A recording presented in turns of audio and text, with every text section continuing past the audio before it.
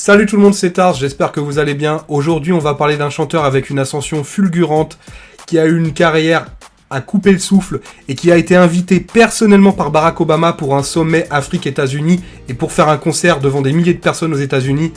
Je veux bien sûr parler de Fally Ipupa. Alors avant de commencer, je vais te demander de mettre un gros like en bas de la vidéo et si t'es nouveau, abonne-toi. Allez, c'est parti. Fally Ipupa Nsimba est né le 14 décembre 1977 à Kinshasa, en République démocratique du Congo.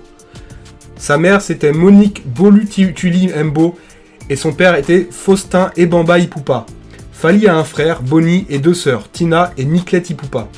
Il grandit à Bandal, commune rythmée par les boîtes de nuit, bars et terrasses, étant aussi le siège du mythique groupe Wenge Musica, qui donna l'envie à Fally de devenir plus tard musicien professionnel.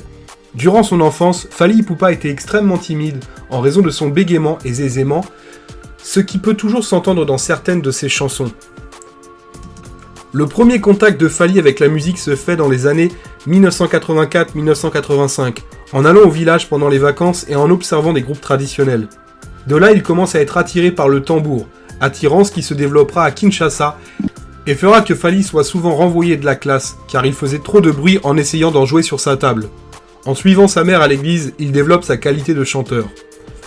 De 1992 à 1997, il intègre divers groupes de rue de Bandal et Kitambo, tels que Flash Success, Fraternité Musica, New City de la Bogania, Kibinda Nkwa et Nouvelle Alliance, et avec des amis d'enfance tels que Atele Kinyuga, Pichu Luzolo, Sankara de Kunta, Seguin Mignon Maniata, futur batteur du groupe Wenge BCBG, et Flamme Kapaya, futur guitariste de Wenge Musica Maison Mère.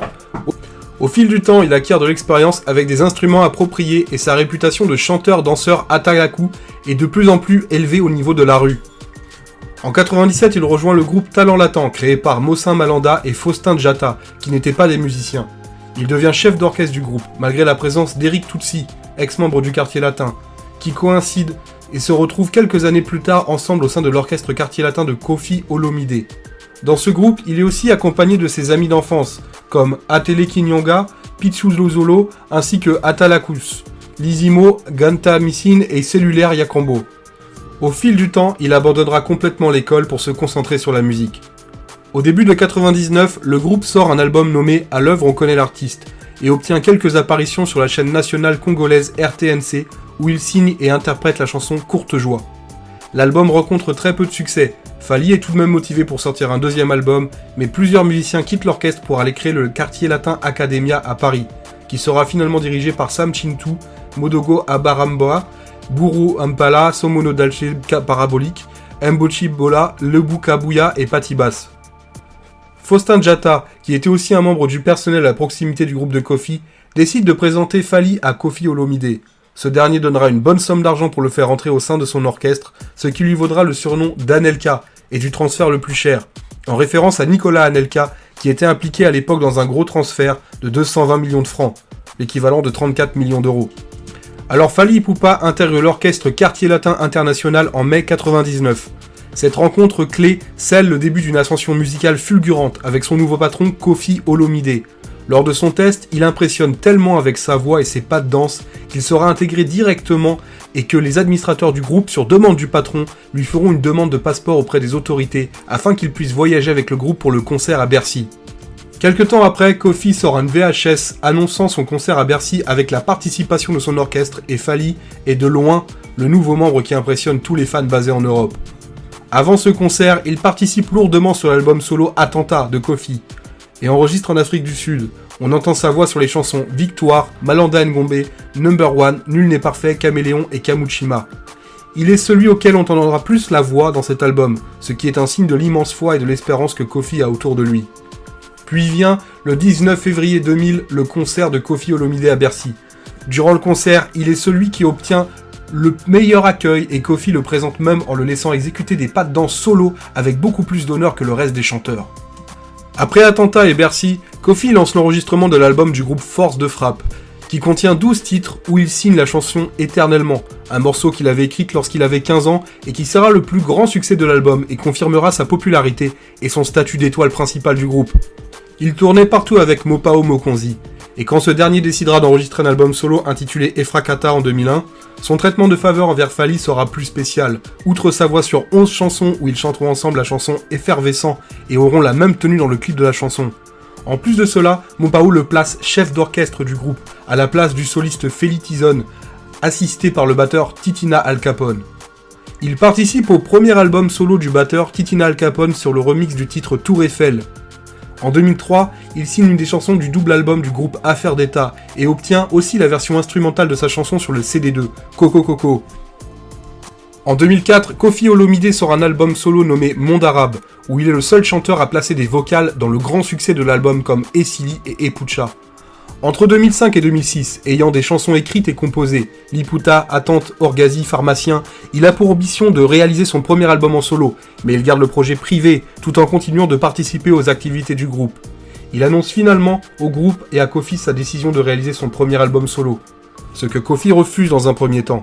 S'ensuivent des négociations privées avec des personnes influentes du quartier latin et le camp de Fally qui lui conseille de menacer de quitter le groupe si Koffi ne lui donne pas l'autorisation de pouvoir sortir son album. La décision de laisser Fally sortir son album est présentée au groupe, mais très peu de musiciens sont d'accord et encore moins d'y participer. Dans une interview avec Nati Lokole, il annonce publiquement qu'il travaille sur son premier album solo intitulé Droit Chemin. Tout en étant dans l'orchestre Quartier Latin, il signe chez Oboe Music, label du jeune ivoirien David Monceau, connu pour avoir produit des stars tels que DJ Arafat, Lino Versace, JPM Piana. Étant en conflit sur une polémique politique, Koffi n'a aucun contrôle sur l'album de Fally et n'y participe pas. Beaucoup de personnes, dont des musiciens du quartier latin, essaient de convaincre Fally d'abandonner ce projet, puisqu'à cette époque, seuls les grands leaders obtiennent un grand succès avec leur album, et que son album risquerait de passer inaperçu. Mais étant une personne positivement têtue et très confiant, il ignore le scepticisme et va de l'avant. Il entre aussitôt en studio avec quelques musiciens du quartier latin, et l'arrangeur Maka Munan enregistre 15 chansons, mais seulement 12 seront mises sur l'album. Tout en préparant son album, il jongle aussi avec les travaux de l'album du groupe Danger de Mort, en annonçant à la télévision que sa chanson de l'album du groupe sera associée, mais se rétracte et garde associée pour son album en la remplaçant par la chanson Pharmacien.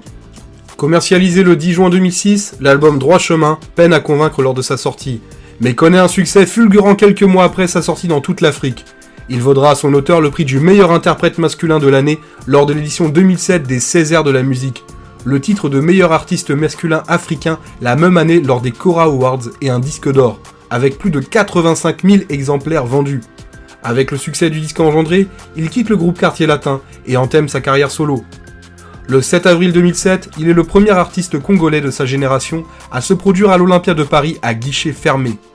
La même année, il débute les travaux d'écriture de son deuxième album, tout d'abord sans titre, mais qu'il intitulera plus tard Arsenal de belles mélodies. Au début, il présente la chanson phare de son futur album, nommée Cadenas, dans le concert du Grand Hôtel de Kinshasa, et interprète aussi un extrait de cette dernière dans son concert à l'Olympia de Paris. Il entre en studio à partir de 2008. L'album est enregistré à Paris, dans le même studio que son précédent album, et est produit toujours par le même producteur. Arsenal de belles mélodies, parfois abrégé en A2BM, sort le 25 juin 2009 en France, sur le même label et est distribué par Because Music. A2BM contient 16 pistes, dont 2 featuring, notamment avec la chanteuse américaine Olivia sur Chaise électrique et le rappeur antillais Chris, pour la deuxième fois après Droit Chemin sur Sexy Dance. L'album se vend à 40 000 exemplaires en une semaine et deviendra disque d'or avec 100 000 exemplaires vendus. Plusieurs années après la sortie, l'album reste positionné dans le hit parade congolais. Il est invité le 10 octobre 2009 au MTV Africa Music Awards à Nairobi pour une prestation. À ce moment, il participe à Un geste pour Haïti et Faites passer le message. Le 14 décembre 2012, jour de son anniversaire, il sort un single intitulé Sweet Life, La vie est belle, qui est le premier extrait de son troisième album. Power Kosa Leka sort finalement le 4 avril 2013, qui sort simultanément en version physique et en version numérique. Le clip officiel de la chanson Endoki, issu de cet album, compte plus de 150 000 vues sur YouTube en moins d'une semaine. L'album connaît un succès moins fulgurant que ses précédents albums, avec seulement 30 000 exemplaires vendus en un mois. Une semaine après la sortie de Power, il signe un contrat de 3 albums World avec le label AZ, filiale du label Capitol, elle-même étant détenue par Universal Music Group. Le 14 mai 2013, lors de la première édition des Trace Urban Music Awards, Fally Ipupa est sacré meilleur artiste musique africaine. Il participe au MTV Africa All Stars avec de nombreux artistes tels que Snoop Dogg, Defa Sidibia, Flavour et encore d'autres, devant plus de 15 000 spectateurs le 18 mai 2013 au stade Mosé Mabida à Durban. Avec 18 autres artistes venus de 11 pays différents, il participe au projet Do Agric, l'agriculture ça paye, en faveur de l'investissement agricole. Le 23 juin 2013, il sort le single Kitoko en featuring avec Youssoupha, fils de Taboulé Rochereau. Le clip sort en septembre sur sa chaîne Vevo. Ce titre devait figurer aussi sur l'album international, mais sera finalement considéré comme un simple single. En mars 2014, il est classé par le Huffington Post comme étant le 6e artiste africain le plus riche. Le 5 mai 2014, sort le clip de son nouveau titre original. Dans le clip, on peut voir les chanteuses de zouk Lincha et Fanny G et le basketteur des Thunder d'Oklahoma City, Serge Ibaka, danser sur la chanson. Fally intitulait ce titre comme un bonus de son album Power Kosaleka. Après sa victoire aux Afrima à Dallas, dans la catégorie meilleur artiste d'Afrique centrale en juillet 2014, Fally Ipupa se rend à Washington dans le cadre du sommet États-Unis-Afrique, rassemblement pour lequel Barack Obama a invité 47 dirigeants africains en la période du 4 au 6 août 2014.